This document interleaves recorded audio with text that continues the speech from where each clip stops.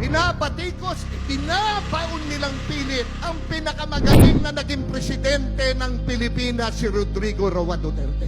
Pero hindi nila magawa dahil alam lahat ng Pilipino kung ano ang nagawa ni dating Presidenteng Rodrigo Roa Duterte dito sa atin.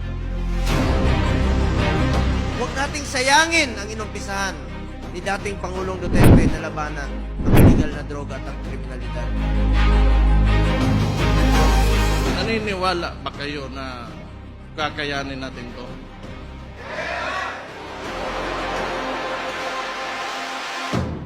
Para saan yung laban sa PDP? Laban pag hindi tayo lumaban. Tayo ay lalaban talaga. Hindi ko pa nga nabasa yung Bicam report, papirmahin na niyo ako. Wala akong magawa. Iisa lang ako eh. Lahat sila. Yung iba nandun, pumirma. Ang ginawa ko, nag-walk out ako. Tumayo ako, umalis ako. Hindi ko papirma dyan dahil na may experience na tayo.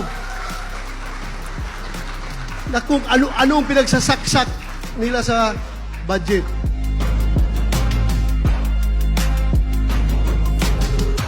Kahit anong gawin nilang paninira, kahit anong gawin nilang kwento-kwento, walang naniniwala.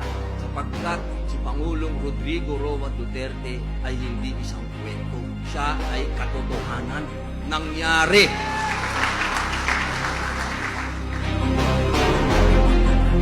Mananalo tayo, maniwala kayo.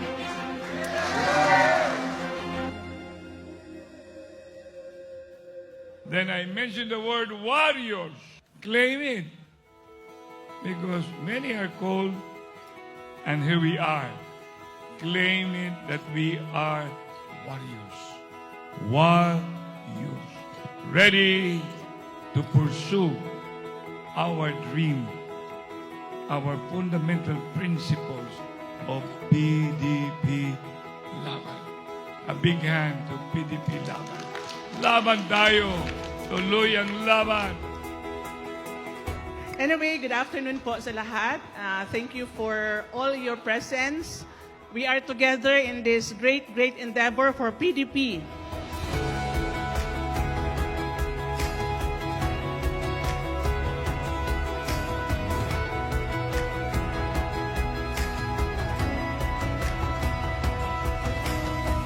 Congressman Rodante Marcoleta po ay nagpapasalamat sa mga Duterte supporters, sa lahat po ng naniniwala at nagmamahal kay President Duterte dahil po nanindigan po siya sa Congress. Sabi po nila na hindi daw ho ako makapag-Ingles. Pilipino ko. PDP! Ilaban nyo naman kami! Pwede ba yun? Binubugbog na nga kami. Pero hindi kami sumusuko. Huwag naman kayo sumuko sa amin. Suportahan nyo naman kami. Pwede po ba yun?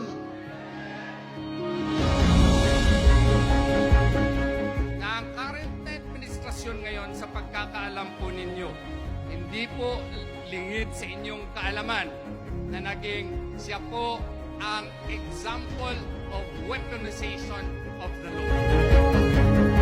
Yung inaasahan nating pagpapatuloy ng laban sa korupsyon, yung unang executive order ni President Marcos ay pagbubuwag, pag-abolish ng Presidential Anti-Corruption Commission.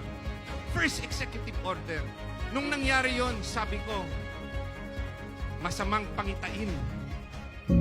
Before, nagyaw-yaw ang Pilipino kay tungod kay grabe kaayo ka-strikto ang Duterte administration. Pero gihatag karon sa Ginoo for Allah nga gitagaan ta og buutan kay tanan nga presidente, but look at what happened. Ang mga Pilipino giuhaw na pod sa serbisyo sa Duterte. Ang laban ng PDP ay para po ito kay Pangulong Duterte, para po ito kay Vice President Inday Sara Duterte. Baka lulusot ito lahat. Pag lulusot ito lahat, gaganda ang kinabukasan ng Pilipinas. Lahat ng mga kandidato natin dito under the PDP and our guest candidates will be a vote against an administration that has done nothing but to fool and oppress this country and its people.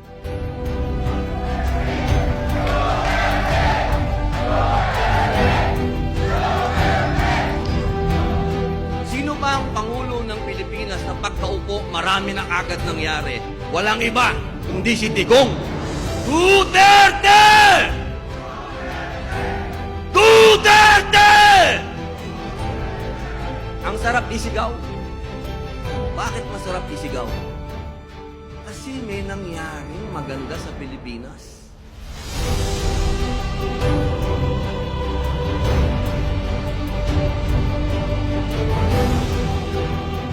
Nagtataka nga ako.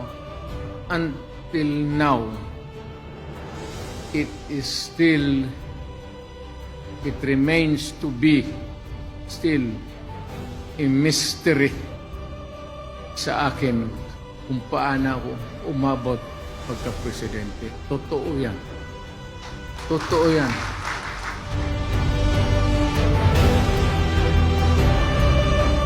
Kailanman hindi magmamaliw ang kanyang pag-ibig sa bayan.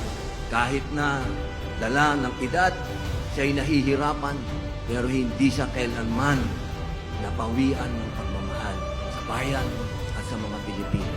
At palagi ang titindig, makikipaglaban para sa atin.